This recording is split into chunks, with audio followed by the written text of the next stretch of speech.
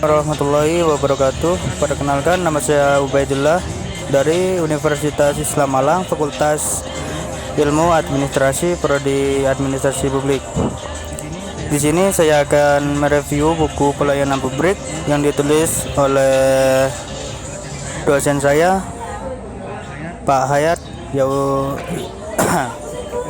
Ya udah langsung saja, biar gak lama kita review. Bab pertama, bab 1, pengantar. Nah, pengantar ini isinya itu hampir kayak teori. Di sini saya akan menjelaskan pelayanan publik. Pelayanan publik adalah pilar utama bagi negara yang berfungsi dengan baik. Kualitas pelayanan publik yang disediakan oleh pemerintah sering kali menjadi tolak ukur kemajuan masyarakat. Oleh karena itu, pemahaman yang mendalam tentang pengelolaan pelayanan publik yang efektif sangat penting bagi praktisi dan memberikan dasar yang kuat bagi pembaca dalam memahami prinsip-prinsip manajemen pelayanan publik yang baik. Yang kedua, bab 2, ruang lingkup manajemen publik. Di sini ada 3 sub bab. Yang pertama, A. Definisi manajemen. Yang nomor 2, B. Memahami pelayanan publik. Yang ketiga, C. Ruang lingkup pelayanan publik. Yang pertama, A. Definisi manajemen. Menurut Handoko 1992, manajemen adalah sebuah proses yang mencakup perencanaan, perorganisasian, pengarahan, dan pengawasan terhadap anggota organisasi serta penggunaan sumber daya lainnya untuk mencapai tujuan yang telah ditentukan. Sementara itu, mengulang dalam Finarsih dan Atik pada tahun 2012. Selanjutnya, menggambarkan manajemen sebagai satu keterampilan dan ilmu yang membahas mengenai perencanaan, perorganisasian, pengarahan, penyusunan, dan pengawasan sumber daya manusia untuk mencapai tujuan yang telah ditentukan. GR Terry dalam Hasibun tahun 2007 mendefinisikan manajemen sebagai suatu proses yang unik yang meliputi kegiatan perencanaan, pengarahan, dan pengendalian. B. Memahami pelayanan publik. Pelayanan publik pada dasarnya itu adalah rangkaian aktivitas yang dilakukan oleh lembaga birokrasi publik untuk memenuhi kebutuhan warga negara. Ini mencakup layanan yang berkaitan dengan barang, jasa, dan administrasi. Itu simpelnya yang mudah dimengerti, atau dengan kata lain, pelayanan publik adalah cara bagi pemerintah pusat dan daerah untuk memastikan bahwa warga negara dan penduduk dapat mengakses layanan yang mereka butuhkan.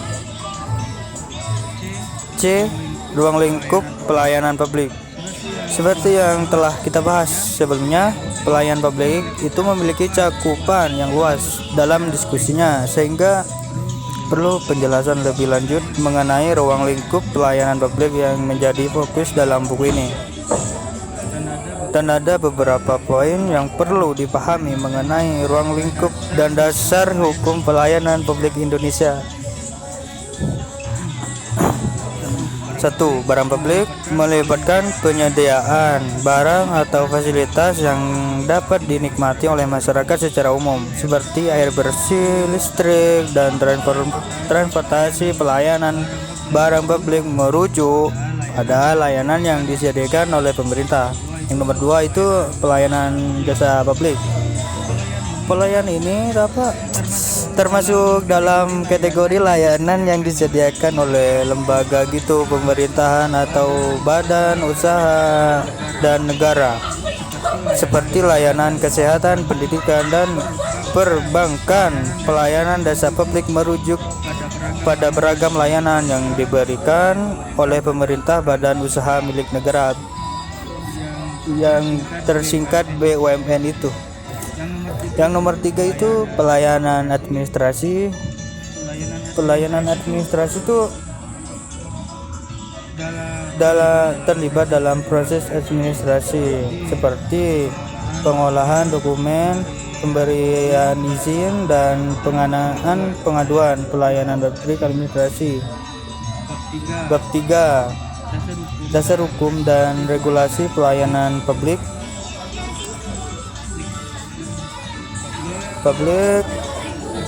Ada 3. Yang pertama itu hukum pelayanan publik di Indonesia ya. Yang nomor 2 itu dasar hukum pelayanan publik, regulasi pelayanan publik.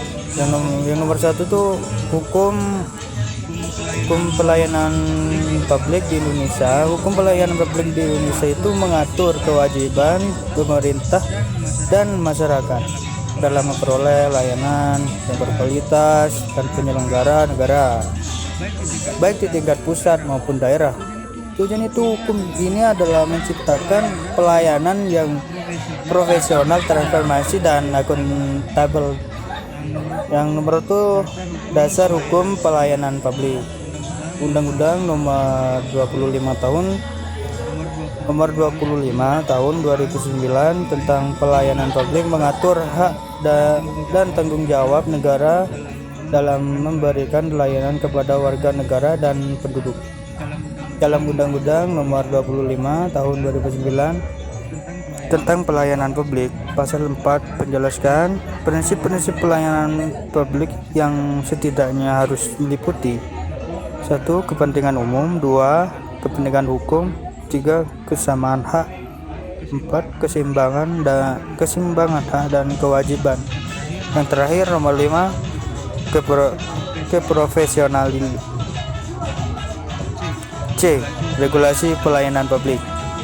Regulasi pelayanan publik adalah seperangkat aturan hukum dan mengatur tata cara, standar, dan prinsip-prinsip dalam pemberian layanan kepada masyarakat oleh lembaga pemerintah pada hukum atau penyelenggaraan lainnya. Tujuan utama regulasi ini adalah untuk menjamin bahwa setiap warga negara mendapatkan pelayanan yang adil, berkualitas, transparan, dan akuntabel.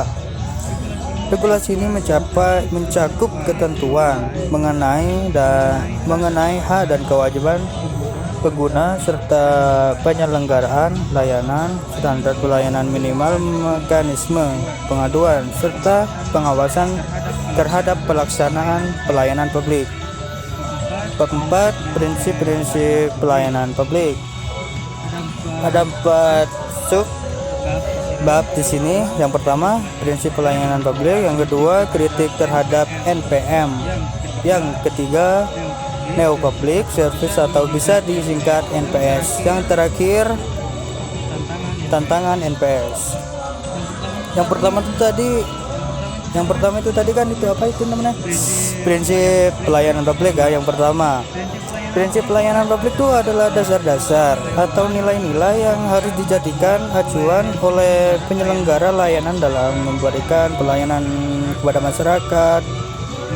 Prinsip-prinsip ini bertujuan untuk memastikan bahwa pelayanan yang diberikan bersifat adil, transparan, efisien, dan dapat dipertanggungjawabkan. Berikut adalah beberapa prinsip umum dan layanan publik. Yang pertama itu adalah kesederhanaan, yang kedua kejelasan, yang ketiga kepastian, yang keempat akurasi, yang kelima keamanan, dan keenam tanggung jawab, dan seterusnya. Yang B tadi, yang nomor 2 kritik terhadap NPM.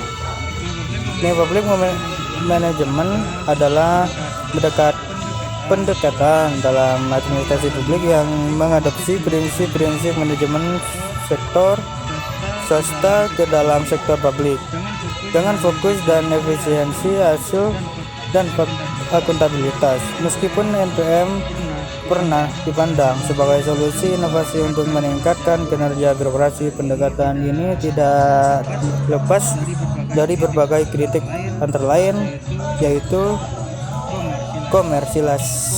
komersialisasi layanan publik. NPM cenderung mengutamakan efisiensi finansial dan kinerja kuantitatif sehingga layanan publik diperlakukan seperti produk komersial. Yang kedua, melemahkan akuntabilitas publik. Dalam sistem NPM, pelayanan publik sering kali dialihkan ke pihak swasta atau semi publik. Hal ini bisa mengurangi kontrol publik terhadap pelayanan tersebut.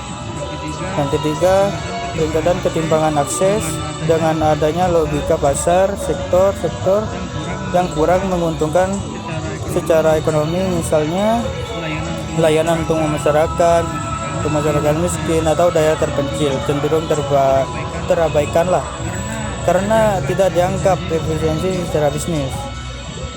Yang nomor 3, Neo Public Service NPS.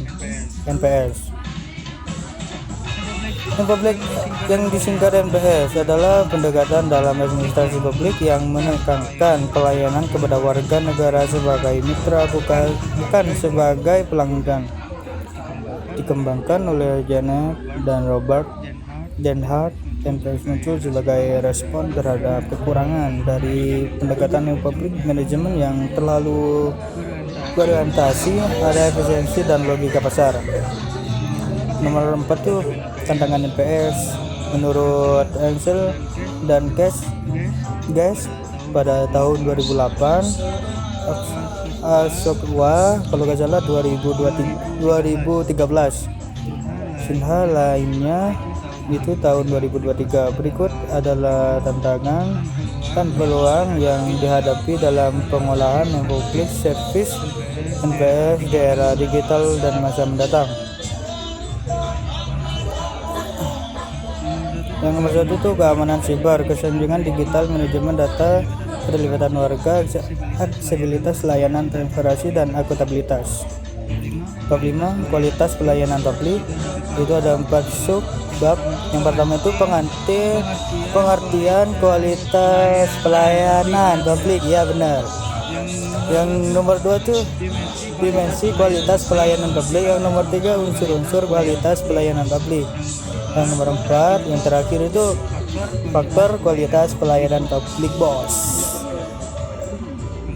Yang pertama itu pengantar kualitas pelayanan publik. Kualitas pelayanan publik itu adalah tingkat kesesuaian antara harapan masyarakat sebagai pengguna layanan dengan kenyataan atau hasil dari pelayanan yang mencakup beberapa aspek seperti ketetapan waktu, kejelasan informasi, kesabaran petugas, kemudahan prosedur, serta keadilan dalam memberikan layanan kepada semua lapisan masyarakat. Pelayanan publik yang berkualitas bertujuan untuk meningkatkan kepuasan masyarakat dan menciptakan kepercayaan terhadap lembaga penyelenggaraan. B. Dimensi kualitas pelayanan publik. Dimensi kualitas pelayanan publik merujuk pada beberapa aspek yang digunakan untuk menilai seberapa baik suatu layanan publik diberikan kepada masyarakat. Baik, dan selanjutnya bab 10, budaya etika dan kode etik dalam pelayanan publik. Budaya etika dan kode etik dalam pelayanan publik merupakan aspek fundamental dalam menciptakan sistem pelayanan yang berintegritas, profesional, dan berorientasi pada kepentingan masyarakat. Berikut pembahasan mendalam tentang topik ini.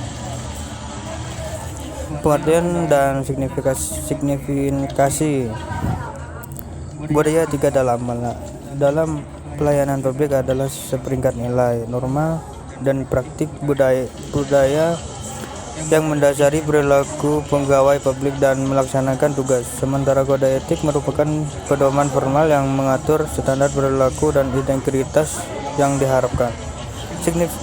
Signifikansi budaya etika dan kode etik dalam pelayanan publik menjamin pelayanan yang adil dan meratapi bagi seluruh masyarakat, mencegah penyalahgunaan wewenang dan korupsi, meningkatkan kepercayaan publik terhadap institusi pemerintah, manajemen profesional pelayanan, Dimensi nilai dalam budaya etika pelayanan publik. Beberapa nilai inti dalam budaya etika pelayanan publik: integritas, kejujuran, dan kepatuhan terhadap prinsip moral yang tidak terkompromi oleh kepentingan pribadi atau eksternal.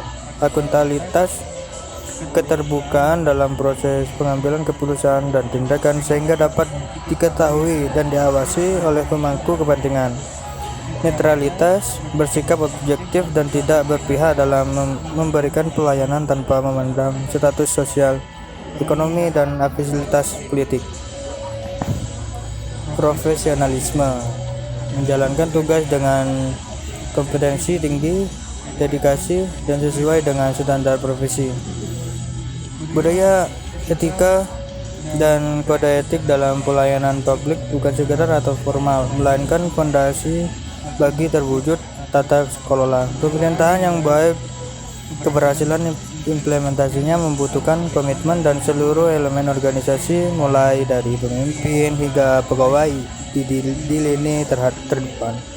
Dalam konteks Indonesia, pengetahuan budaya etika pelayanan publik sejalan dengan semangat reformasi birokrasi yang bertujuan menciptakan aparatur negara yang bersih, kompeten, dan melayani. Hal ini menjadi kunci dalam membangun kepercayaan publik dan menciptakan pelayanan yang berkualitas bagi masyarakat.